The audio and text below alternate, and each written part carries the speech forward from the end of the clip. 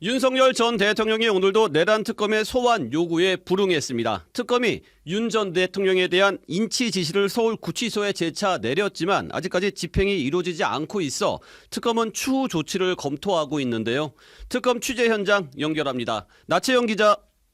네, 내란 특검이 차려진 서울 고등검찰청에 나와 있습니다. 네, 윤석열 전 대통령이 오늘 오후 2시 특검 조사에 또 응하지 않았네요.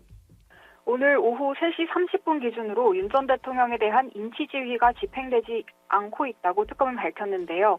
두 번째 강제 구인이 무산됨에 따라 특검은 향후 출석 여부 및 출석 일시, 추가 인치 집행 지휘 여부 등 조사 방안과 관련해 다양한 방안을 심도 있게 검토할 것이라고 했습니다.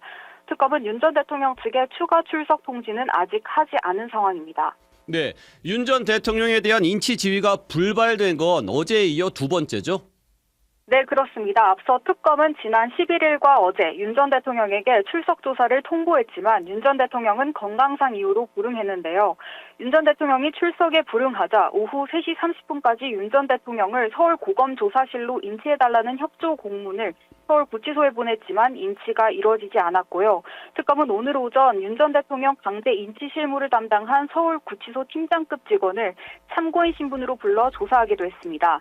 특검은 언론 브리핑에서 서울구치소가 형사소송법에 따른 특검의 인치지휘를 이행하지 않을 경우 엄중히 그 책임을 묻는 조치를 취할 것이라며 가장 큰 책임은 피의자 윤 전 대통령에게 있다고 지적하기도 했습니다. 박지영 특검보의 말 들어보시죠. 조사 거부가 피의자에게 불리하게 작용할 수 있도록 하는 것이 우리의 형사사법 시스템입니다. 특검은 향후에도 서울구치소가 형사소송법에 따른 특검의 인치지휘를 이행하지 않을 경우 엄중히 그 책임을 묻는 조치를 취할 것입니다. 네, 특검도 강경하게 나가네요. 윤 전 대통령 측의 입장은 어떤가요? 네, 윤 전 대통령 측은 입장문을 내고 특검의 조사실 강제 구인 시도에 대해 전직 대통령을 공개적으로 망신 주려는 행태에 지나지 않는다고 반발했습니다.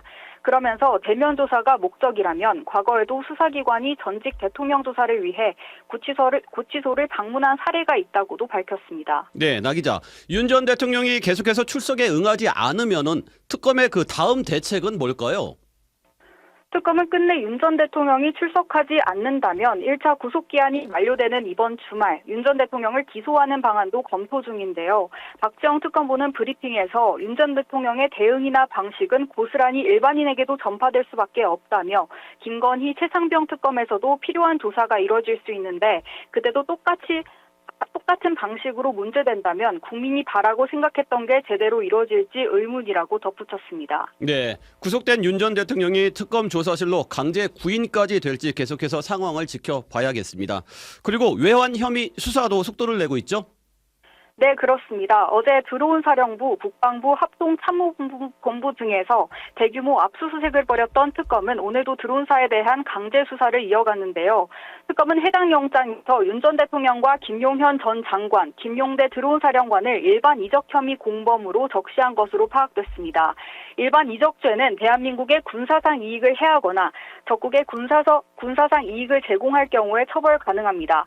영장에는 윤 전 대통령에 의해 지난해 10월 무인기 침투 작전이 이뤄지면서 우리 군의 군사상 비밀이 북한에 노출되는 결과를 초래했다는 내용과 함께 무인기 침투 작전으로 인해 군사적 긴장이 고조됐다는 내용이 담겼습니다.